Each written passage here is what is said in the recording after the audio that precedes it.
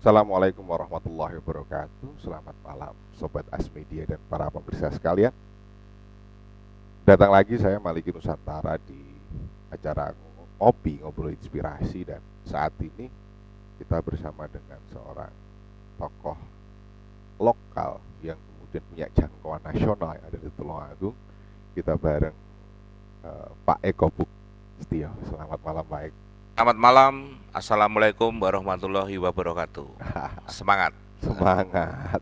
Senang sekali malam ini Studio Asmedia kedatangan Pak Eko yang saya sering melihat di beberapa grup WA, di WA grup di Kabupaten Tulungagung, kemudian di beberapa tempat-tempat pertanian, dan juga saya pernah melihat satu postingan jenengan di Facebook itu di di pengadilan. Nah, sebenarnya Pak Eko Buku melihat kegiatan yang Anda lakukan, sebenarnya jenengan itu aslinya apa toh? Kok saya jadi bingung sendiri. Sambil kopinya Pak, biar santai lah kita. Aslinya saya mencoba memberikan arti di setiap waktu yang diberikan oleh Tuhan kepada saya tentang sebuah kebaikan. Poinnya adalah kebaikan.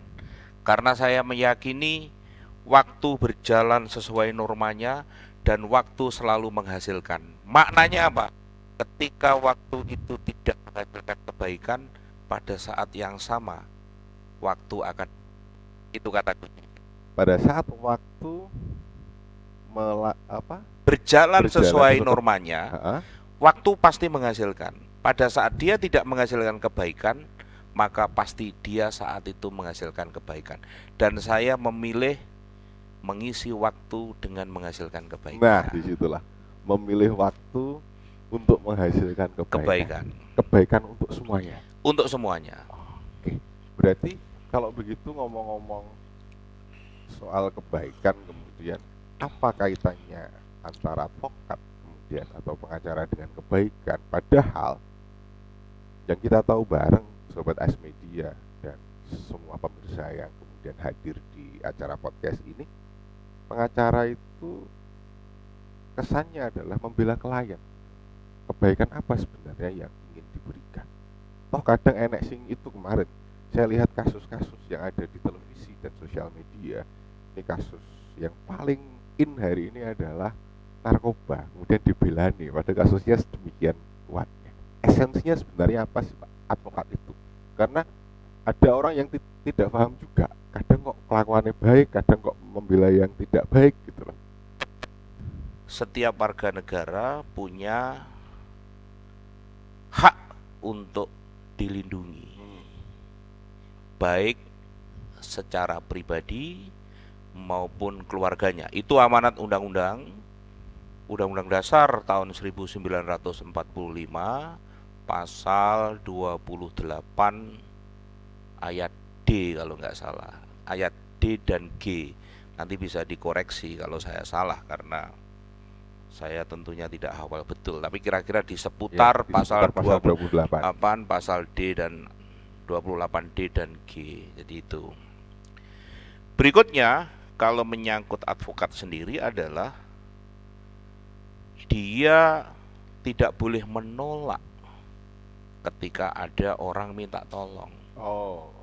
Poinnya itu di situ ya.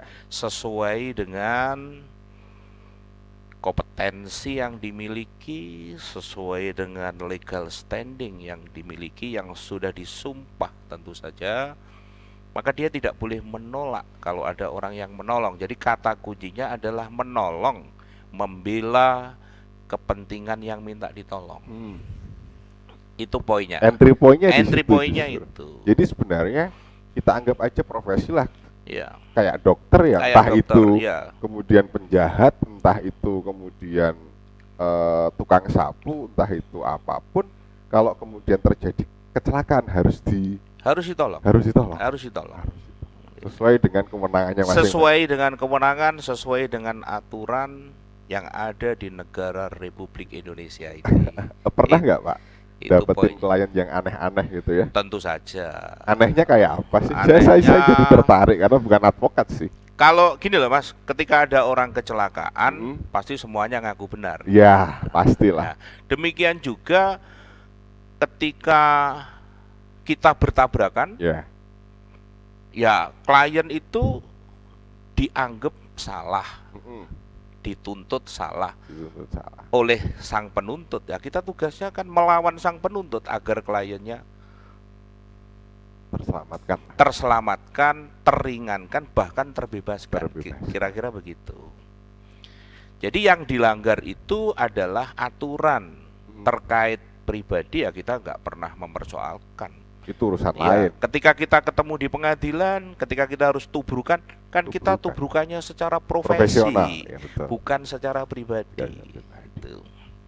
Jadi sebenarnya mengedepankan di persidangan itu seperti itu ya. Yes, Jadi kegiatan yang cukup menarik sebenarnya. sangat menarik karena pekerjaan membela itu adalah seni. Wais, pekerjaan adalah seni. Pak, Pekerjaan adalah seni. sudah cocok sama belangkonnya, seniman ini. Betul, betul. Seniman Ini bisa apa belangkon aja. saya pakai karena gerimis. Saya kalau kena air hujan Meriah. tidak punya ketahanan. Kenapa? Ya saya nggak tahu, pasti flu aja kalau kena air hujan. Makanya saya pakai belangkon. Bagus. Jadi hujan masih gerimis di luar dan kita tetap santai. Baik, Siap. Sobat Asmedia dan seluruh pemirsa, kita break sejenak. Setelah ini ada satu hal yang lebih menarik dalam segi advokasi dan lain sebagainya. Dan masih bersama Pak Eko Prastio. Dulu kopinya Oh Pak, yes, mantap. biar kita nanti ngobrol lebih asik lagi untuk topik-topik tentang hukum di Tulungagung, terutama sekarang bagaimana kita membeli kendaraan bermotor dan lain sebagainya. Itu sangat sering dengan uang kecil bisa bawa motor baru, akhirnya terjadilah tunggakan.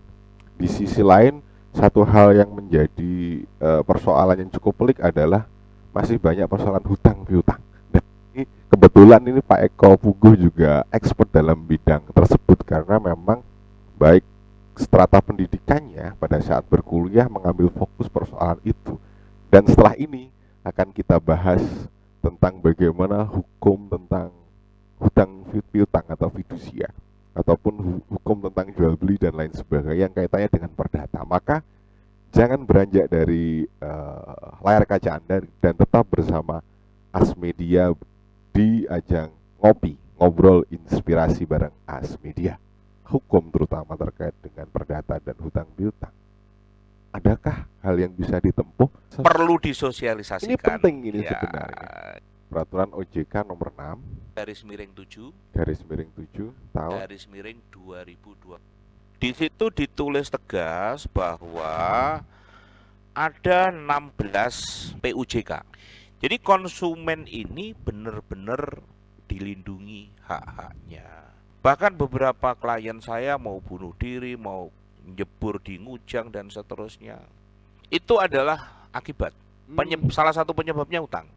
Concern bagaimana saya akan membebaskan rakyat dari hutang.